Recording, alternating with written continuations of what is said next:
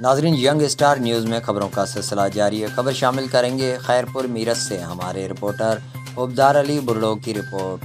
खैरपुर मीरत समेत सिंध भर में बारिश का सिलसिला कार जारी। गुज़िश्ता 24 घंटों से चलने वाली बारिश ने बड़े पैमाने पर तबाही मचा दी। लोगों के कच्चे मकानात गिर गए, घरों की दीवारें गिर गई। मकानात की दीवारें गिरने से कई बच्चे, बुजुर्ग जख्मी और हलाक हो गए। खैरपुर मीरत, सक्खर, सेवन, शिकारपुर, गंबट, नवाब शाह, टंडो आदम, शहदादपुर, मीरपुर खास, हैदराबाद और कराची समेत सिंध के कई मकानात पर बेतहाशा बारिश ने तबाही मचा दी। आवाम का कहना है कि हमारे घर, दीवारें, कारोबार सब तबाह हो चुका है। हमारे पास रहने के लिए घर नहीं, सोने के लिए बिस्तर भी नहीं और खाने पीने की अशिया भी ख़त्म हो चुकी है।